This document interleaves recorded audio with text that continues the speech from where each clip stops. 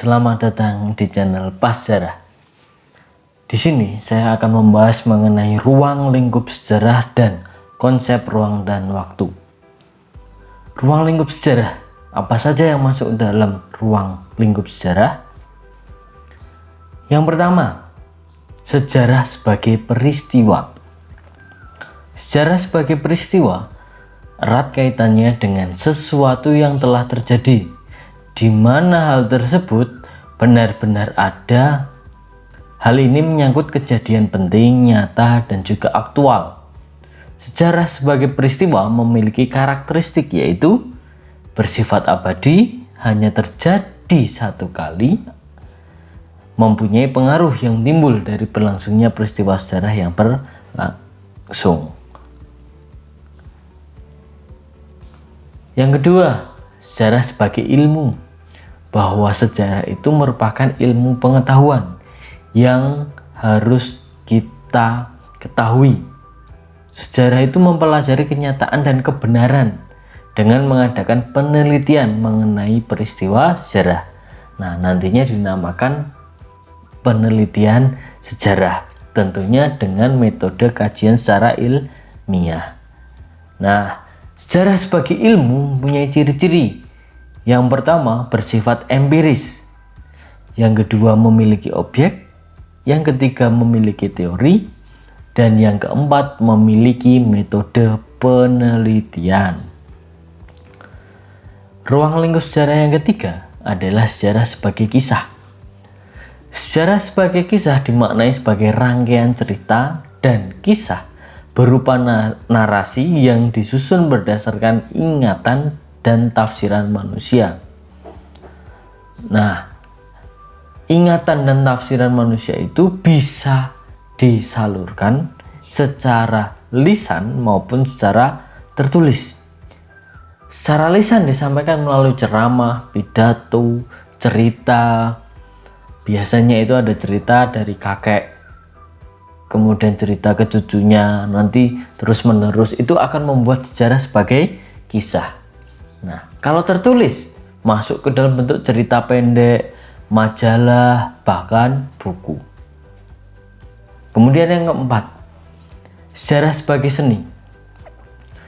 Pengertian sejarah sebagai seni hampir sama dengan sejarah sebagai kisah. Hanya saja sebagai seni, sejarah ditulis dan diceritakan kembali dengan mempunyai sifat seni di dalamnya. Nah, sifat seninya itu apa? Yaitu keindahan bahasa dan juga penulisannya. Harus mempunyai unsur-unsur seni dalam penulisan sejarah. Oke, itu ruang lingkup sejarah ada 4. Sekarang kita bahas mengenai konsep ruang dan waktu dalam sejarah. Sejarah mengenal 2 dimensi, yaitu spasial dan juga temporal. Spasial berarti ruang, yang merupakan tempat terjadinya suatu peristiwa. Sementara itu temporal berarti waktu, yang berhubungan dengan kapan terjadinya peristiwa sejarah. Dalam sejarah, ruang dan waktu memiliki keterkaitan yang erat. Ruang merupakan tempat terjadinya berbagai peristiwa sejarah dalam berdasarkan waktu. Oleh karena itu, penelaah peristiwa sejarah berdasarkan dimensi waktu tidak dapat terlepas dari dimensi ruang dan sejarah. Contoh, peristiwa 17 Agustus 1945. Dalam peristiwa tersebut pasti berkaitan erat antara waktu dan juga tempat. Waktunya kapan? Ya, 17 Agustus tahun 1945. Tempat atau ruang. Ruangnya di mana? Ruangnya itu berada di depan rumah Soekarno, Jalan Pegangsaan Timur nomor 56 Jakarta.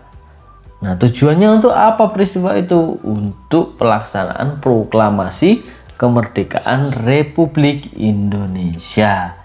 Nah, itu contoh dari konsep ruang dan waktu dalam sejarah.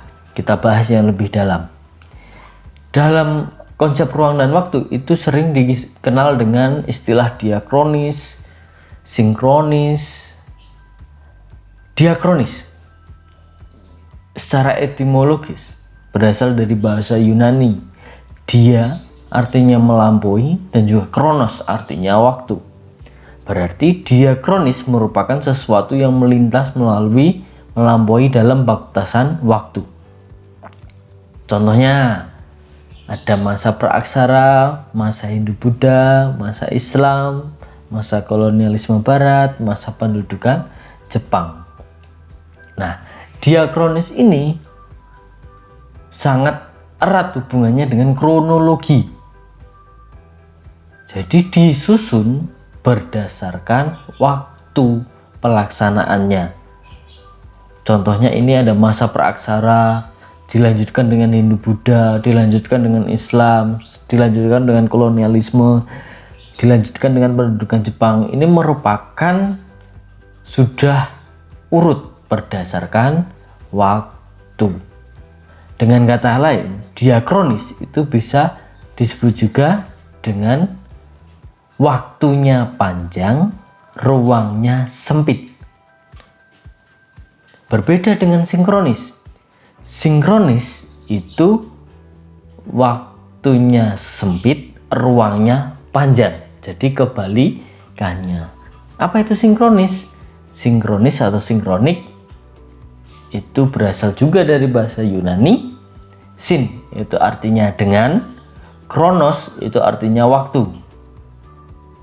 Jadi sinkronis merupakan segala sesuatu yang bersangkutan dengan peristiwa yang terjadi pada suatu masa. Nah, dengan ciri-ciri mengkaji peristiwa pada masa tertentu. Nah, ini menunjukkan bahwa waktunya sempit, tapi ruangnya luas. Kemudian menitik beratkan pada karakter peristiwa. Bersifat horizontal, tidak ada konsep perbandingan. Cakupan kajian lebih sempit, kajiannya sangat-sangat sistematis, sifat kajian lebih serius dan mendalam. Oke, itu sinkronis. Jadi kesimpulannya, diakronis itu waktunya panjang, ruangnya sempit. Sinkronis kebalikannya, waktunya sempit, ruangnya luas atau panjang. Selanjutnya, kronologi berasal dari bahasa Yunani. Kronos itu artinya waktu, dan juga logos itu artinya ilmu. Jadi kronologi merupakan ilmu tentang waktu, peristiwa atau kejadian sesuai dengan urutan waktu kejadiannya. Nah, kronologi itu konsepnya bisa dimulai dari peristiwa sejarah itu dimulai dengan latar belakang terjadi peristiwa, kemudian terjadi proses peristiwa tersebut, kemudian ada deskripsi mengenai peristiwa menurut tanggal, bulan, tahun, kemudian baru terjadi peristiwa itu. Nah, contohnya peristiwa proklamasi 17 Agustus itu diawali dengan kekalahan Jepang terhadap sekutu, kemudian peristiwa Rengas Dengklok, kemudian peristiwa penyusunan teks proklamasi. Nah, itu sudah berurutan. Jadi tidak bisa kalau penulisannya peristiwa 17 Agustus itu dari peristiwa Rengas Dengklok, kemudian kekalahan sekutu, kemudian penyusunan, baru proklamasi. Nah, itu namanya tidak kronologi, tidak berdasarkan waktu, urutan waktu. Oke, mudah bukan? Kita lanjut. Nah, ini masih contoh kronologi. Nah, dari tahun 0 sampai dengan sekarang ini. Selanjutnya ada yang dinamakan periodisasi. Periodisasi disebut juga sebagai pembabakan waktu. Jadi membuat bab-bab dalam kurun waktu tertentu. Nah, fungsi periodisasi itu untuk apa? Mempermudah dalam mempelajari sejarah dan memahami peristiwa sejarah secara kronologis berurutan secara waktu. Contohnya periodisasi. Nah, zaman pendudukan Jepang antara tahun 1943 sampai dengan 1945. Zaman mempertahankan kemerdekaan 1945 sampai dengan 1949. Kemudian zaman Republik Indonesia Serikat dan Demokrasi Liberal tahun 1949 sampai dengan 1959. Nah, itu merupakan contoh dari periodisasi.